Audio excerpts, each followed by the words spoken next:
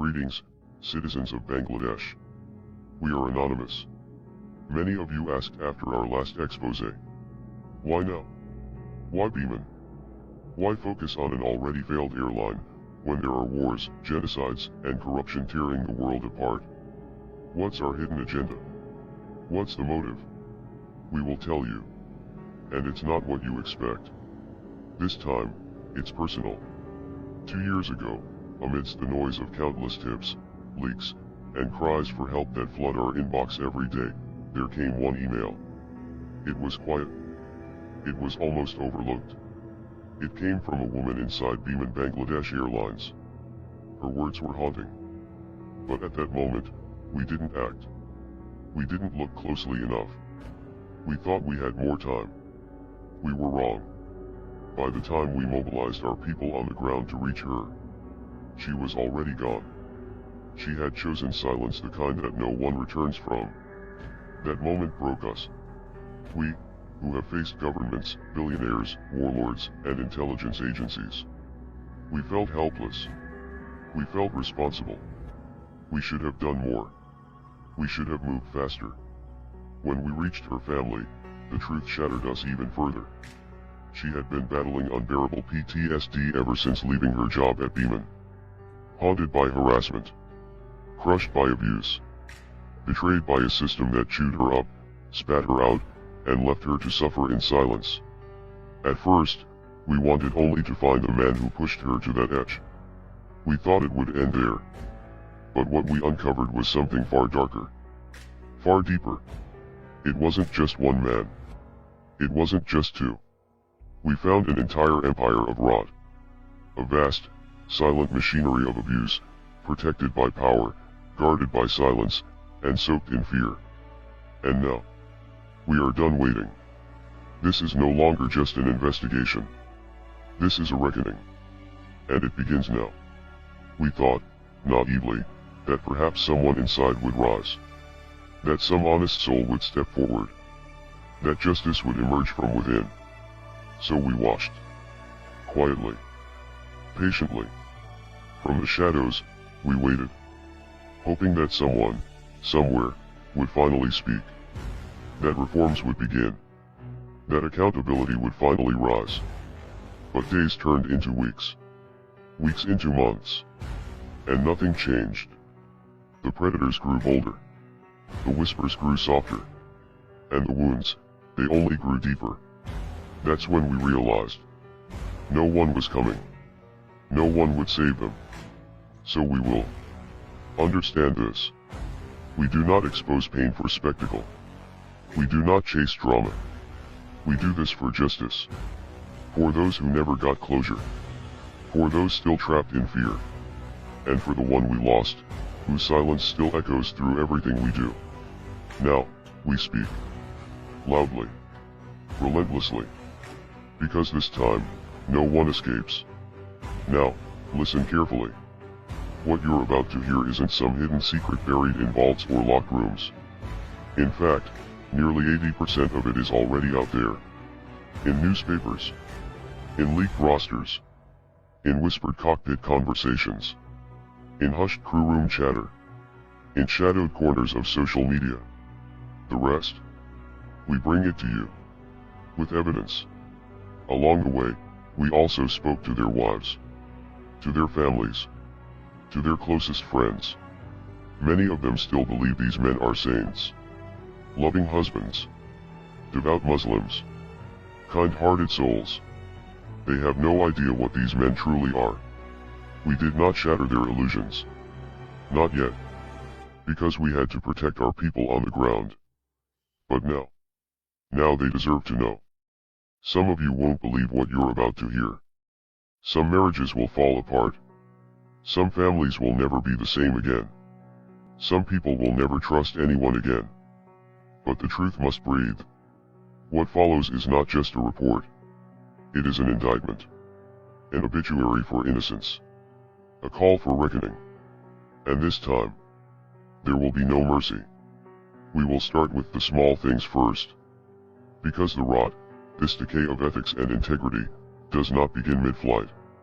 It starts at the very beginning. at the gates of opportunity, at the exam halls, at the recruitment desks. As some of you already know, your skies were sold long ago. Sold to the unqualified. In 2019 and 2020, a pilot recruitment scam unfolded, one so blatant, it was almost a joke. They shamelessly inflated test scores with grace marks, 10 in written, 20 in MCQ. This wasn't a small bump. It was an avalanche of corruption, raising the passing count from just 4 to a staggering 32. Who got in? Zara Murjabin Mondira, Rizwan al-Islam Rosal, Rubab Islam Khan, Saad bin Kamal, S. Khan Munif, Captain Maksud's son, Muqtadir Ahmed, Mamujal Hassan Rafid, Zunawyed Rafiq, Saqif Sadmam. They didn't earn their wings. They were handed to them. And now, they sit in the cockpits of multi-million-dollar aircraft bought in taxpayer money, carrying your families. But it didn't stop there. In 2022, another wave of rot surfaced. Captain Sajid Ahmed, then Chief of Training, leaked recruitment ads early to select pilots. He slashed requirements, cutting flying hours, removing qualifications. And as if mocking the entire system, he let his own wife, Sadia Ahmed, join with a forged degree. Her license was eventually revoked, but not before Biman lost a staggering amount of money. And then comes the king of the puppet masters, Captain Ishtiaq Hossain. He flew to London on state money, despite not even being rostered. He stayed extra days, under the guise of duty, and returned with Sheikh Rihana, a political errand disguised as work. And just like that, his son, Saadif Hossain, was placed into the cockpit. Others followed. Bushra Siddiqa, First Officer Qadir's wife. Mohammed Sheikh, Captain Halal's son.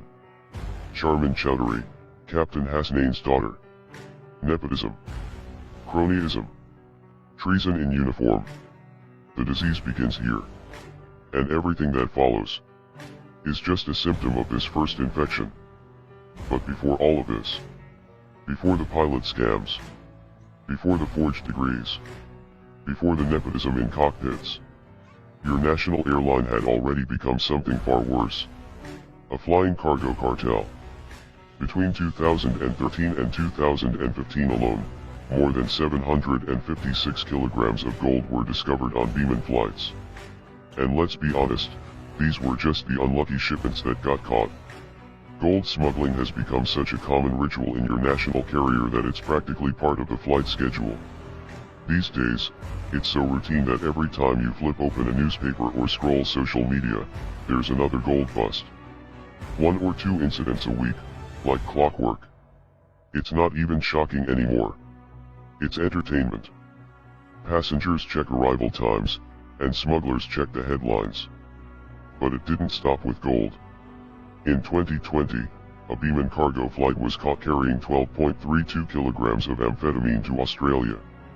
Then came human trafficking.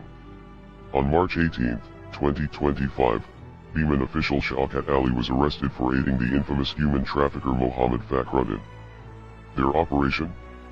Using Biman crew identities, fake boarding passes, and backdoor airport clearances to smuggle people through Libya. And somehow, the very people responsible for preventing these crimes, they thrived. Take Mr. Rashid Al-Karim, the former GM of Cargo. Many of these gold incidents, trafficking loopholes, and cargo mishaps happened under his watch. But was he investigated? No. He was promoted. Twice. Today, he sits as Director of Customer Services. Now, here's where we draw the line. When it came to smuggling, perhaps he turned a blind eye. Perhaps he simply wasn't watching closely enough. But when it came to protecting his crews, especially women, he didn't just fail. He betrayed. When a female passenger was sexually harassed mid-flight, Mr. Karim led the internal investigation. And the result? A mere demotion for the offender. A coward solution. One that sent a crystal clear message throughout the airline.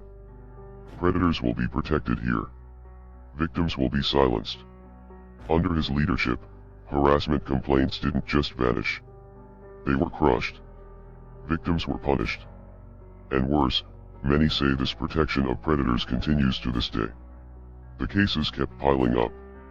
Some whispered about rape too. But no one dares speak openly. Because in Biman, silence isn't just survival.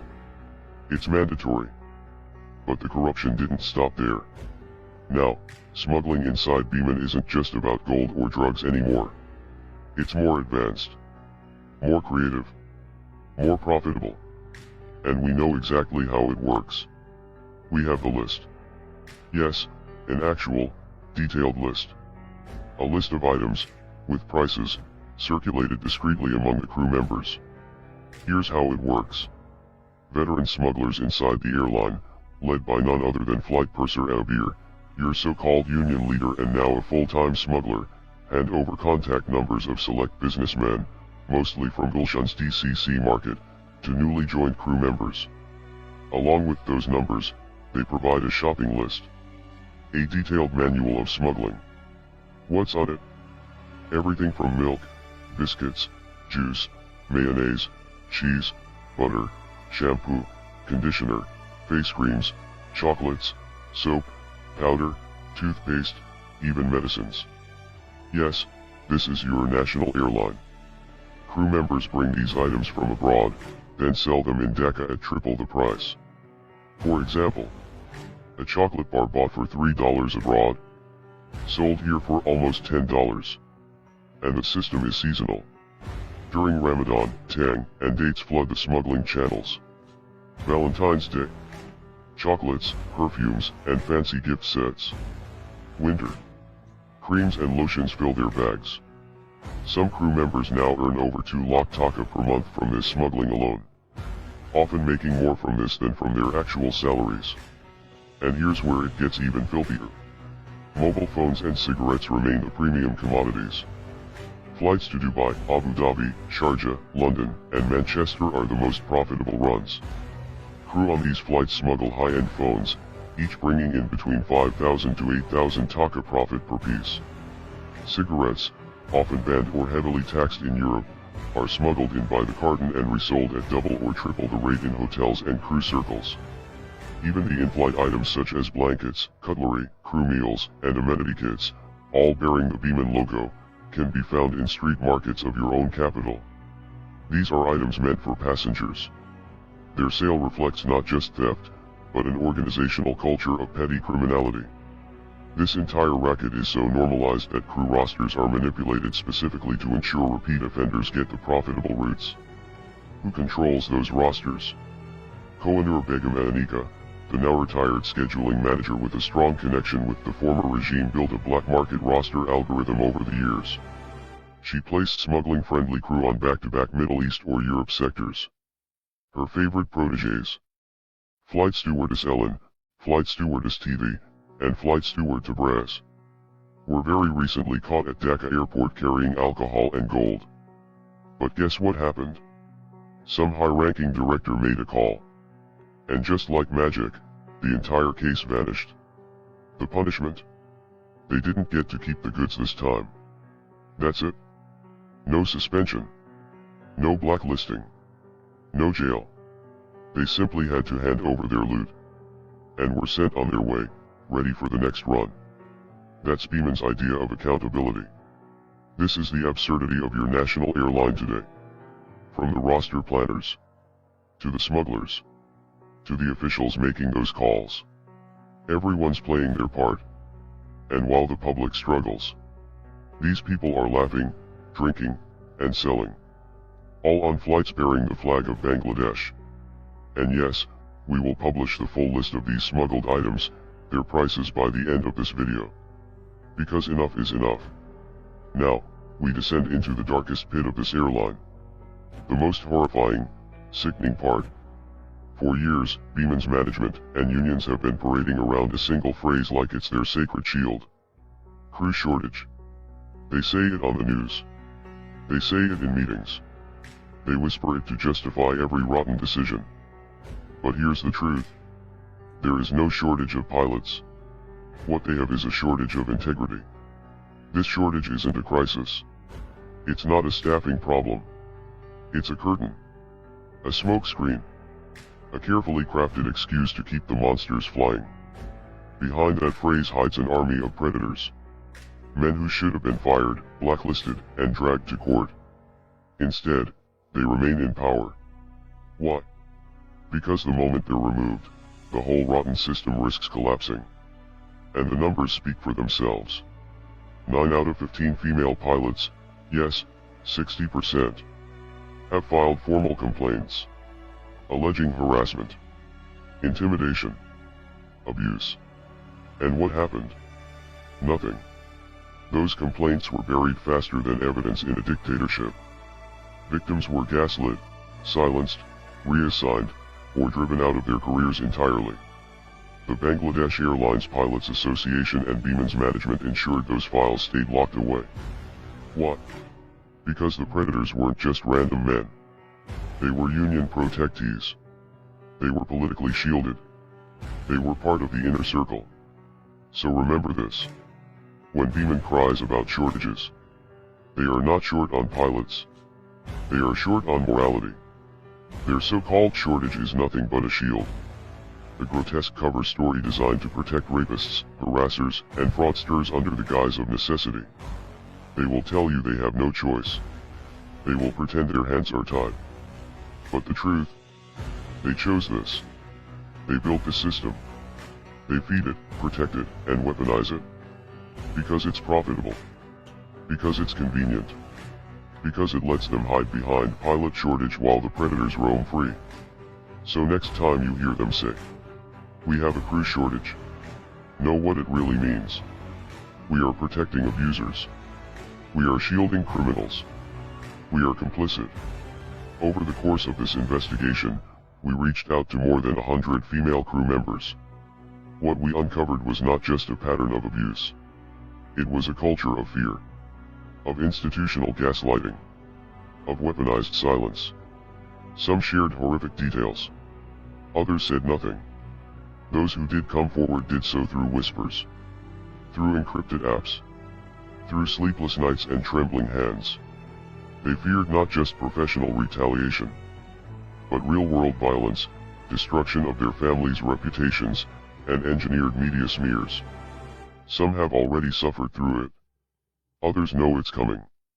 The stories we collected are not rumors. They are lived experiences. Told by survivors who endured the same predators, across flights, across years, across continents. The names. Disturbingly consistent. The behaviors. Eerily identical.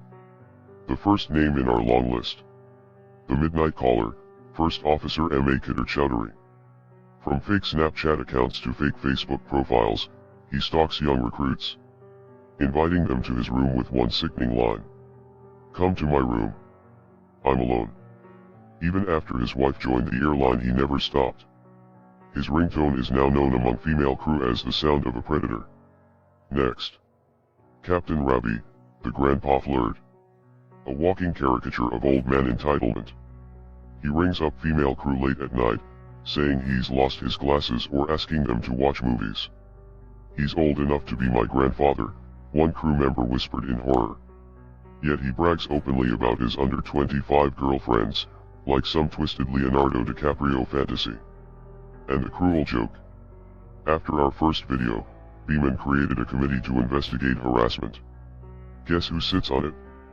Captain Rabi himself. A grotesque performance, staged by director of admin Abdur Rafiq.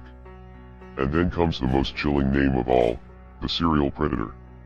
The fraudster. The lawbreaker. The master manipulator. Captain Abdur Rahman. Already infamous for his forged ATPL license, he is far worse than most realize.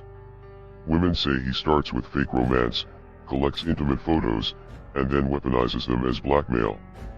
One woman described him as having a DGFI fan club, using state agency names like magical incantations to scare young crew into submission.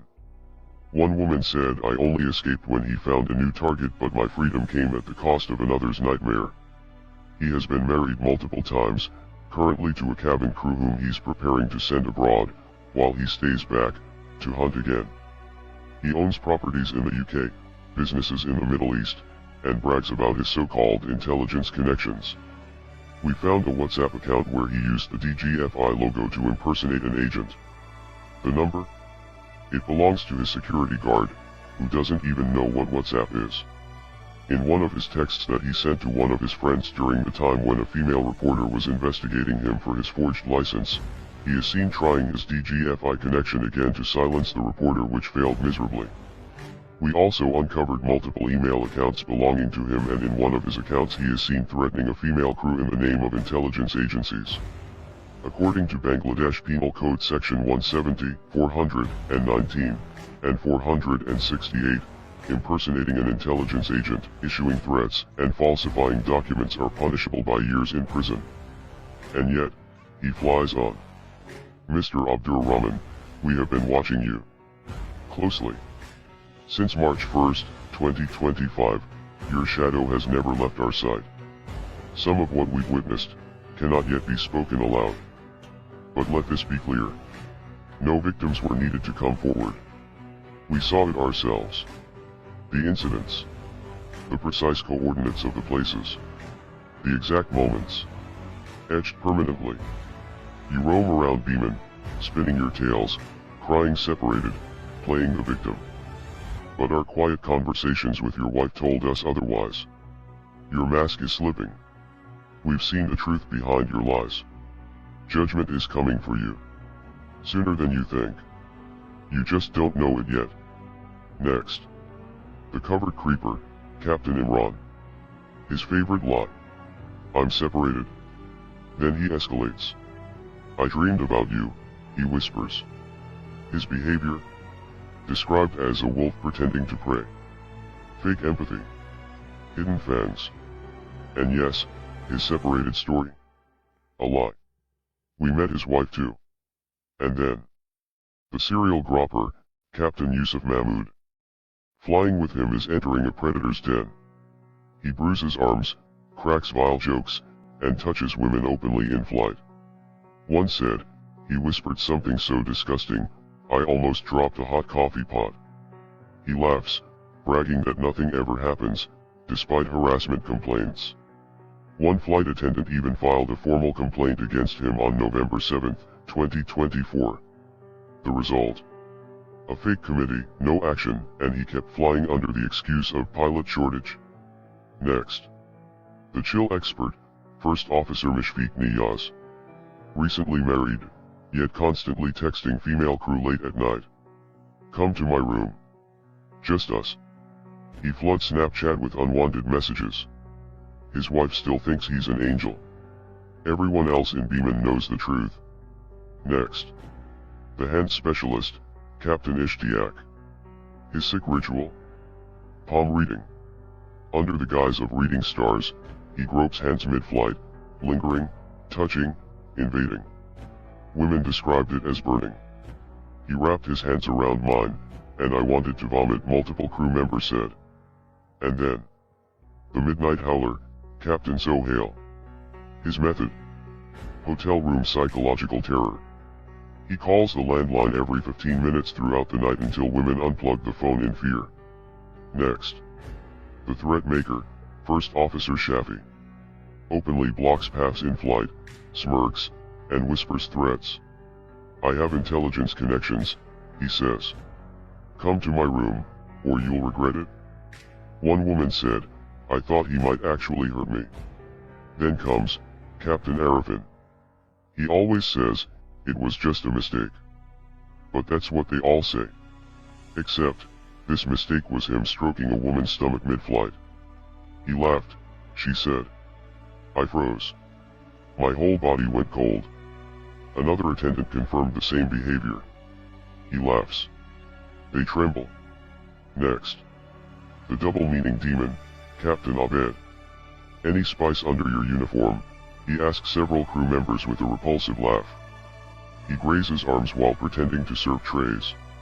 A known predator yet protected. Even an official harassment complaint against him which made news headlines was buried under pressure. A special mention to Captain S. Hosen. While his wife stays abroad, he is seen living with a young crew member half his age across various social media platforms. We thought his wife deserved to know. When senior officers flaunt their affairs so brazenly, it sends a dangerous message to others. This is normal. This is acceptable. This is power. Captain S. Hosen is not just a cheater. He is a role model for predators. And that makes him more dangerous than he appears. But the horror doesn't end with the men in the cockpit. No. It runs far deeper into the very aisles of your aircraft, behind every meal cart, under every polished smile. Let us introduce you to some of them. First, Flight Steward Shopno. One of the most depraved predators we've uncovered inside Biman. His name came up again and again, whispered in terror. Multiple women have accused him of rape. Since late 2023, he has left behind a trail of shattered lives, forcing himself on young crew members, manipulating them with false promises of love, marriage, and protection. And when his lies didn't work, he used force. In one horrifying case, he locked a woman inside a hotel room, assaulted her again and again. In another, he preyed on a vulnerable crew member during a layover, leaving her bruised in ways that never healed. Yet another incident. During a so-called union meeting, a place meant for solidarity, he struck again. But Shopnil didn't stop there. He stalked them. He tormented them. He laughed while they wept in silence. And now, he walks free, smirking, while his victims still hide, afraid to even breathe his name. And just when you think it couldn't get worse, there's Flight Steward Adnan, known among his colleagues for his drunken exploits during international layovers. But his crimes go far beyond intoxication. In Istanbul, he allegedly forced alcohol onto a young female crew member. Then, while she was unconscious, he took what he wanted. The aftermath? Silence. The victim, bound by fear, vanished into the shadows. Then there's Flight Steward Sakin, the master of emotional blackmail, weaponizing love and marriage as tools of torture.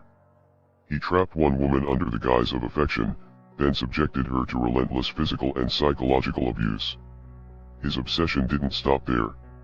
There are reports of him screaming outside her home, causing scenes that neighbors still remember. According to our internal sources within law enforcement, he is currently under investigation by the PBI. But we know how that story often ends. Now we speak of flight purser Suman. His record is long and vile. A recent complaint was filed against him by a female flight attendant. It even reached your media. And yet, nothing happened. Why? Because his union, led by none other than Mr. Aber, shielded him once again. But his history goes back much further. In 2013, during a layover in Belgium, he attempted to rape a fellow crew member. He was only stopped when another crew member heard her scream, bursting into the room to save her. That incident should have ended his career. Instead, he stayed. He thrived. And every year that passed without consequence only emboldened him further. Lastly, we come to Flight Steward Shishir. On a flight to Toronto, he verbally abused and harassed a female crew member. An incident that made national headlines. But her justice? She was the one punished, forced by her peers to apologize to her abuser, in front of others, while he watched with a grin. And it doesn't stop there. Shishir is also infamous for sending unsolicited nude videos of himself to various women, one of which leaked into a Biman crew group chat. Everyone inside Biman knows exactly what we're talking about. This isn't hearsay. It's an open secret. These men walk among you, flying multi-million-dollar aircrafts, serving tea, securing exits, charming passengers. But behind closed doors, they are monsters. Predators. Protected by a culture of silence. Now, listen carefully. If you think some of these men didn't do enough to deserve being named here, you are mistaken. There are crimes we have uncovered that are simply too specific, too dangerous to detail publicly right now. Because revealing them would instantly expose their victims. Victims who still live in fear, in a system that punishes them for speaking, not the predators. Since the start of this investigation, we have gathered disturbing materials. Audio recordings, videos, photographs, They are vile, grotesque, beyond comprehension. But we will not release them. Not yet. Not because it isn't real, but because the women who are in them live in a country where shame is a bigger punishment than the crime. They fear losing their jobs, their marriages, their families, their reputations. They fear the public spectacle, the news headlines, the snickering colleagues, and the silent HR offices that never help. Many of these women pleaded with us. Please, do not release anything. They will ruin my life. And we heard them. And so, the evidence remains locked away, until an independent, impartial judicial committee is formed and an environment of victim protection and anonymity is ensured. But let this be clear. The truth is already out. The names are now spoken aloud. And they will never again be buried. Some monsters may not have been named here today. But that does not mean they are safe. We also received a sealed testimony, a story only shadows know.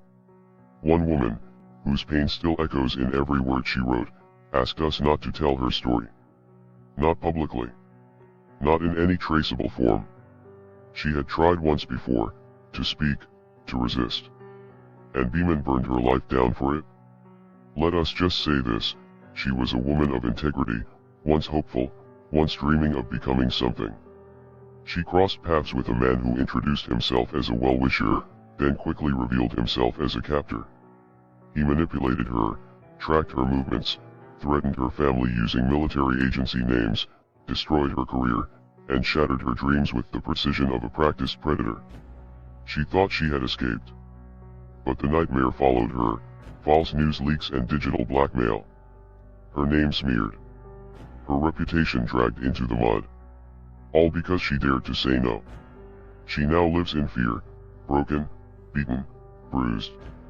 Her story has been securely encrypted and sealed with legal timestamping as part of a larger whistleblower archive, to be revealed only in the presence of impartial judicial protection. She didn't ask for sympathy. Only safety. She wrote to us. You said you are the shadow and the shield. I need that shield now more than ever. And we will honor that.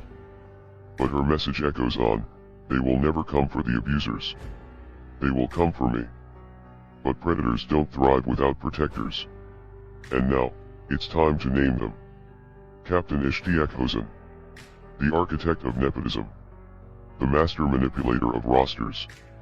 The man who weaponized scheduling like a chessboard of corruption. He doesn't just protect scam pilots and sexual predators under the fake crisis of pilot shortage. He created it. He built it, brick by brick. He ensured predators stay in rotation, while victims are driven out. Then we have Kohenur Bigamonika, the retired roster queen of smugglers. Her legend echoes on in every crew room. She built a black market roster empire. If you had enough cash or enough dirt, she'd put you on the most profitable routes. She protected not just petty thieves but smugglers, rapists, and predators alike. In her hands, your safety wasn't just compromised. It was sold. And now we come to one of the darkest names on this list. Chief Medical Officer Dr. Taslima Akhtar. Her name brings rage to every crew member we've spoken to. With only an MBBS degree and no specialized aviation medicine training, she has ruled Biman's medical facility like a medieval dungeon for years. During the COVID-19 pandemic, her department forced crew after crew to undergo unnecessary, repeated tests, extracting fees, draining resources, pushing fear. The 3 crore taka allocated annually for the medical center to procure essential equipment? It vanished. The result? Nothing but empty rooms, rusted beds, and broken machines. Crew members still have to get their mandatory diagnostics at their own expense from outside clinics because the in-house facility has nothing but dust. But it doesn't stop there. She mocks sick crew to their faces. If you walk into her office seeking medical help, you'll hear it. You're lying. You just don't want to fly. You're faking. And now, for a bit of comedy. This infamous Biman Medical Center? It's located in a place so remote, so ridiculous, that even healthy people would fall sick just trying to reach it. The road leading there is a pothole-filled nightmare, jagged, broken, and twisted like the ethics of those running it. Inside Biman, there's an old joke. If you're dying, good luck. Because before you can even file for sick leave, you'll have to survive the road to the medical center. Only after dragging your half-dead body across that terrain, will they consider stamping your sick leave request. Even if you're bleeding out, first you must cross the path of pain. This is not a joke. It's Biman's reality. And now, we come to Flight Purser Abir. The union boss. The puppet master. A man who has turned rape into a political currency. He has amassed plots in prime areas, factories under fake names, and luxury properties, all by running smuggling networks and silencing victims. His most loyal foot soldier? None other than the rapist flight steward Shopnil. Abir shields him, protects him, and even sends him as his mouthpiece to union programs and meetings. Imagine that. A known predator, representing the union. This is the face of Biman's crew welfare system, where the rapists lead the discussions, and the victims stay home in fear. And finally, Captain Mathab, president of the pilot union. The man who preaches justice on TV but defends license forgers and sexual predators behind closed doors. His union protects criminals as if it's a religion. He's turned the pilot union into a fortress of predators. A safe haven for men who destroy lives midair and on the ground. But it goes deeper. As we infiltrated further, we uncovered something more chilling than even we expected. Inside Biman's cockpit ranks, there's a civil war. On one side, the nepotism pilots. Sons, daughters, nephews of senior captains and directors who got their wings not through skill but through family ties. On the other, the ex-Air Force pilots. They look down on the civilian recruits. They treat them like dirt, like they don't belong in their skies. This turf war isn't just bad blood. It's operational sabotage. Pilots sabotaging rosters. Refusing to fly with certain colleagues. Jeopardizing flights out of sheer ego. And when female pilots dared to speak up, 9 of them, to be exact, they were destroyed. They're harassers. Men protected by the unions and the ex-Air Force cliques. No inquiry. No accountability. Instead, Biman pulled out their favorite excuse. Pilot shortage. No punishment. No justice. Some of those brave women resigned. Others were thrown onto punishing rosters. A message to every other woman in uniform. Speak up, and you'll be next. But the cockpit is only half the nightmare. Inside the cabin crew ranks, it's worse. A leaked document from several internal crew WhatsApp groups shows the true face of Biman's cabin crew environment. It's not just unprofessional, it's pure emotional carnage. Senior crews bully, insult, and threaten each other daily. Newcomers are treated like animals, slut-shamed, verbally abused, and mocked for even the smallest mistake. One wrong greeting? Prepare for humiliation. One minor error? Prepare to be publicly destroyed. And it gets worse. 2 newly joined young female cabin crew posted a harmless TikTok video of themselves dancing inside their own room, off-duty. What followed was an avalanche of hatred. They were called prostitutes, accused of disgracing the uniform, and torn apart in front of hundreds of their colleagues. No manager stepped in. Some senior staff even encouraged the mob.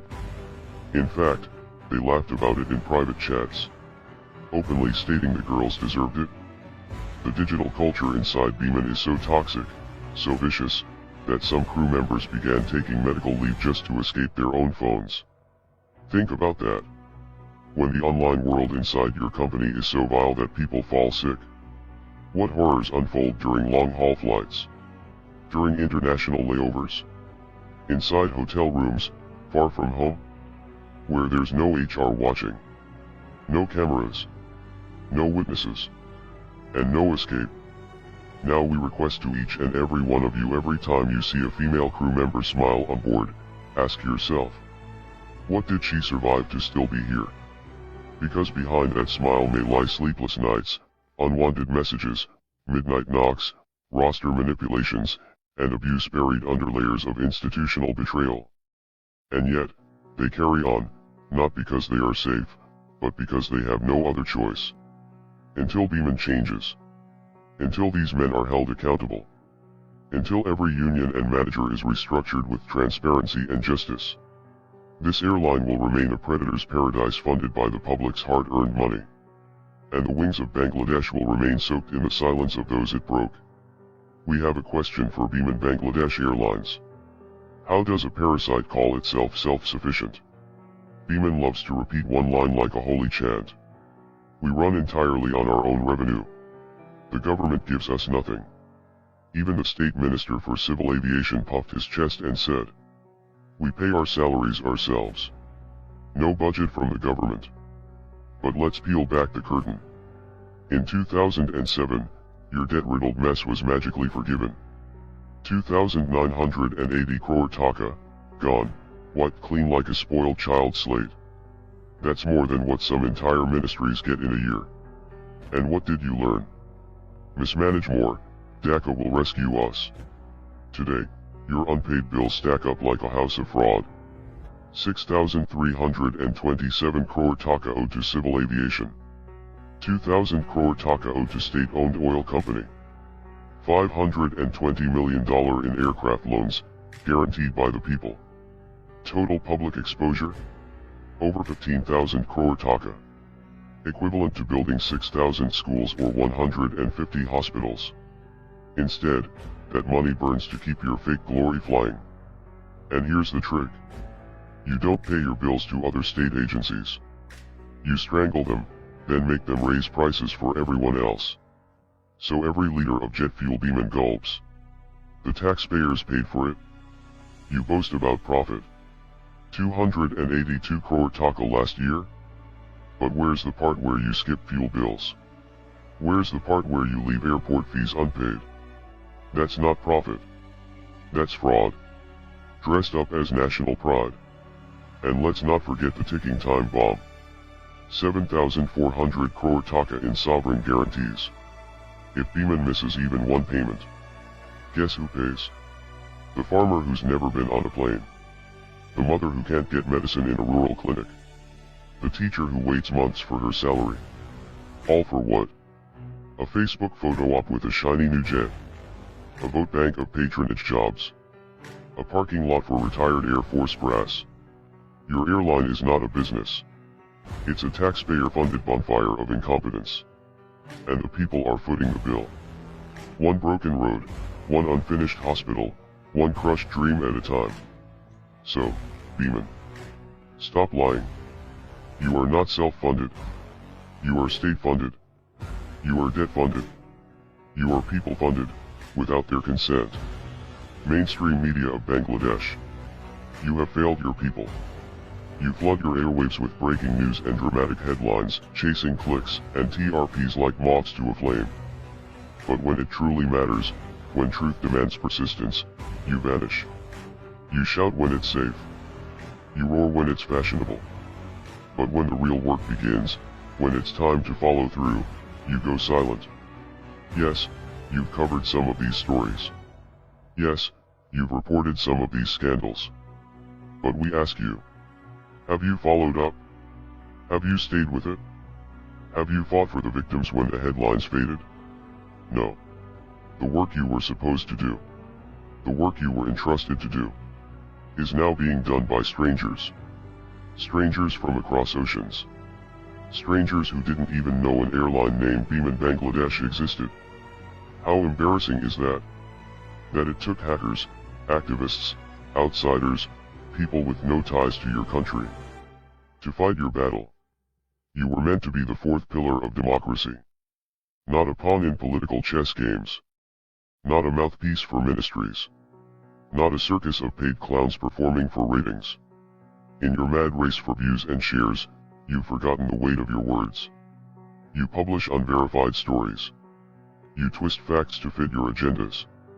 You destroy reputations with one click, without apology, without consequence. One false headline can ruin a life. And yet, you just move on to the next scandal.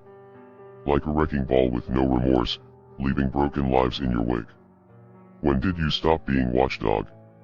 And start becoming stage performers? We'll ask again. Where are your values? Where is your backbone? Where is your conscience? Start acting like journalists. Or step aside. Because the truth doesn't wait for your permission. And neither do we. To the people of Bangladesh. We have watched you. From the shadows. For years. We have watched you rise in fury. Only to fall back into your comfortable silence. We have watched you fight over the pettiest of squabbles. While your daughters are destroyed in the shadows. We have watched your social media feeds flooded with rape videos. Laughing. Sharing. Mocking. Debating like it's entertainment. While the victims drown in shame. And the abusers roam free. We've watched you politicize every crime. Twisting every injustice into a party slogan. Turning rapists into heroes because they share your political colors. Turning justice itself into a punchline. Making every crime about your tribal loyalties instead of right or wrong. And after everything we have uncovered. After every victim we've spoken to. After every monster we've exposed. We now tell you this plainly. We don't expect anything from you anymore. You have shown your true face. Power hungry. Petty. Morally bankrupt. One dictator falls. And what happens? You scramble like vultures. Fighting for the scraps of power. While nothing changes. You scream about your freedom. You chant about your democracy. But we see you for what you are. Addicted to political circuses. Obsessed with rallies and banners. More concerned about renaming airports and stadiums. Than protecting your own daughters from predators. And honestly, we doubt if many of you even care about your daughters. Your wives. Your sisters. Or anyone beyond your political tribe. We. Thousands of miles away. Strangers who have never walked your streets. Care more about your women than you do.